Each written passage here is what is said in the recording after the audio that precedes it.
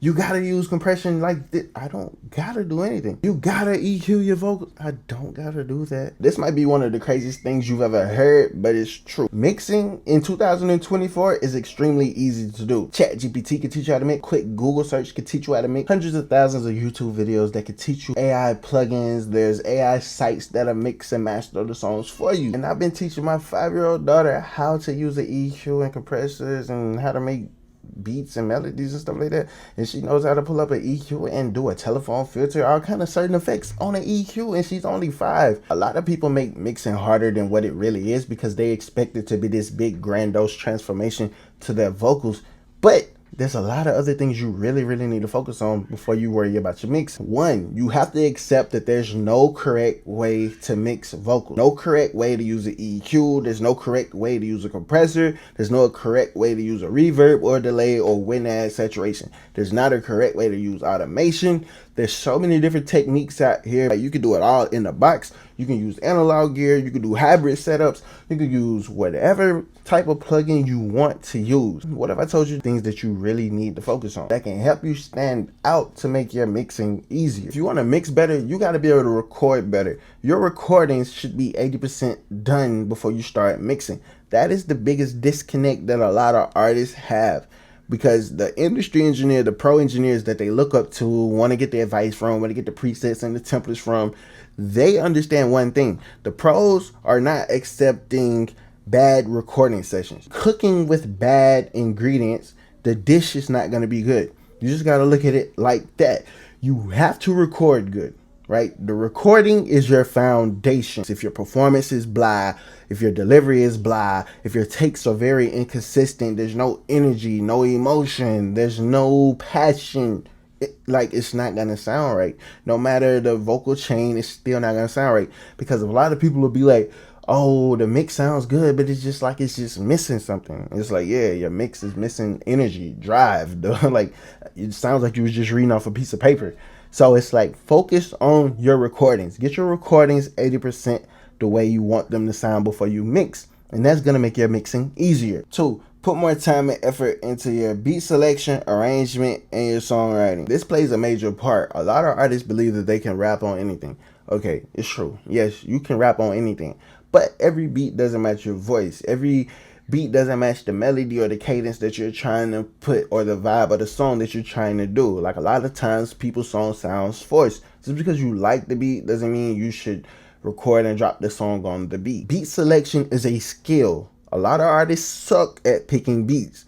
You know what I'm saying? So it's like, a lot of artists don't know what keys and scales sound good for them, right?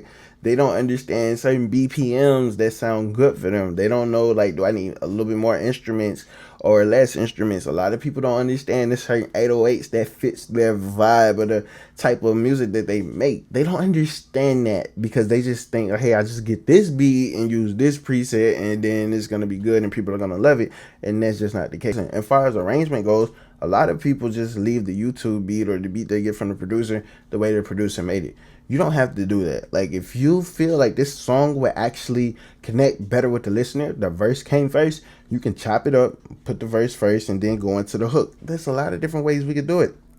And the arrangement, it goes with the beat, the songwriting, and especially if you get the track outs, the stems, or whatever like that, you can sit there and rearrange the beat however you choose. And then a lot of artists, they suck at songwriting, right? They might have bars out the world, the concept might be great, but the way they write the lyrics, right, that's not connecting with the people, and that's an issue. So you need to really be focusing on your songwriting, because if the songwriting is not good, the arrangement's not good, the beat selection is not good, the mix is not going to be good. 3, create a content plan for each song and each process you go through. I was going to talk about this, but I think I'm going to say that for another video. 4, don't overcomplicate your mixing. This is why I see a lot of people go wrong. They'll be like, I got to do the Andrew Schultz method on this, and they do it and it messes up the song. Or they'll be like, I gotta do the Jason Joshua method on the drums. The whole time, bro, you don't even have the track outs to do the Jason Joshua method for the drums.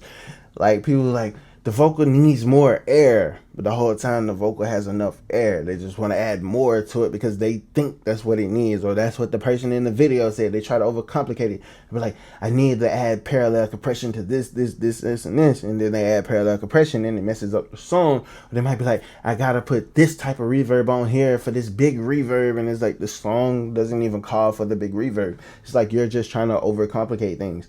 You want your mix to sound like somebody that's used in a $10,000 microphone into a $5,000 recording setup, and all you did was use stock plugins and $100 microphone, right? It's a difference between those two, right? And then they're getting the song mixed to track outs, and you just got the MP3 from YouTube.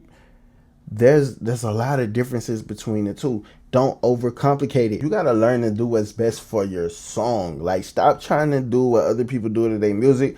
Do what's best for your song, for your music, for your career. Every song has some compression. Every song has like a reverb, a little delay maybe. Every song has the same elements. It's just up to you to figure out how you want to use those elements on your songs. And all of this goes back to your recording. If your recordings are horrible, of course you're gonna overcomplicate your mixing. So I'm trying to make it easier for you if you focus on your recordings. If you get your recordings 80% done, you'll mix easier. You won't have to overcomplicate things. You'll be mixing to do what you want to do or what the song needs versus trying to fix everything. And last but not least, don't conform to engineering peer pressure. Again, don't conform to engineering peer pressure. We live in a time where it's a lot of options, it's a lot of perspectives, there's a lot of vocal chains, there's a lot of ways to approach mixing. Do not conform to the peer pressure. The engineering community that's online is one of the most toxic communities ever. You know what I'm saying? When I have conversations with engineers in the music industry, they'll be like, oh, that's interesting. I didn't think of trying it like that, and that works, and they hear it and it sounds good. You know what I'm saying? Or they'll be like, hey, this is how I do this sometimes because I might have this problem, so I get out of this problem by doing this. They're not telling me like, Sky, this is what you do when you have this problem. It's like there's multiple ways to fix the problem, but they were like, hey, I tried this and this worked this time. You know what I'm saying? It's all trial and error. It's all experimentation across the board. You can't conform to the mixing peer pressure. Trust me. Like, the online people, they're toxic. Usually the people that leave the toxic comments on my channel, their music sounds like shit, right? Sounds like shit. And they'll be like, you're not doing this, da da da da. But it's like, bro, you don't even take your own advice. You know what I'm saying? So it's like, you can't conform to the peer pressure. Because if you want to become somebody like a TZO, you can't conform to peer pressure. The way that TZO mixes is how he mixes. Right? Alex Toomey mixes a certain way. Mike Dean mixes a certain way. Kenny Beats mixes a certain way. Like, how do you think these people get their own methods? Because they do something different from other people and they make it cool. They make it sound good. That's their trademark. That's their iconic thing because they go against what everyone's doing. Mixing is easy. Once you understand, it's like, yo, I can do whatever I want as long as it sounds good. Okay, I don't have to conform because there'll be people saying you gotta put your retune speed settings here. Like, I don't gotta do anything. Like, do what I want to do. You gotta use compression like this. I don't gotta do anything. You gotta EQ your vocals. I don't gotta do that. I don't have to do that. You gotta do your reverb. I don't have to do nothing. You know what I'm saying? Like, I don't gotta do nothing, right? Because this is my music. I got a different vision. I got a different type of fan base. I got a different type of perspective. I got a different, like, you know what I'm saying? Like, that's what you need to focus on. Like, you need to do this instead. Don't conform to engineering peer pressure.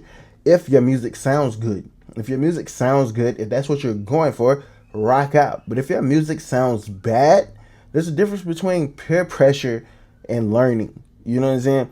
But the thing is, when a person be like, you're doing that wrong, you gotta do this the way that I do this. Like, there's a difference. You can't fall into that trap of a person saying you gotta use this microphone because this is the microphone that I use, and if you're not using my microphone, you're wrong. Like, no.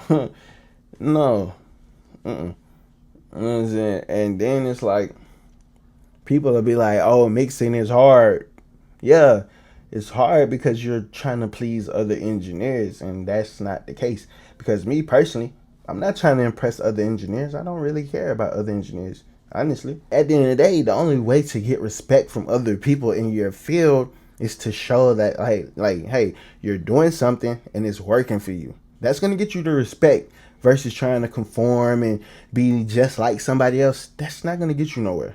Trust me, that's not gonna get you nowhere. Because the minute you step your ass into a professional recording studio trying to be an engineer, talking about some mixing and this and that, and you trying to do something somebody else does and they don't like it, then they're like, why ain't you doing what you do? And then you're like, but this is like, they're gonna like, get the fuck out.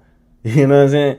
Because that's the difference between me and a lot of the people in the comments. They be talking crazy. It's like, I done been in the fire. Like, I done been in them studio sessions.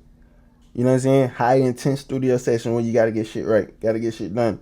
I done been there. I done did that. I made this video because I want you to get better at engineering. I hope you enjoy it.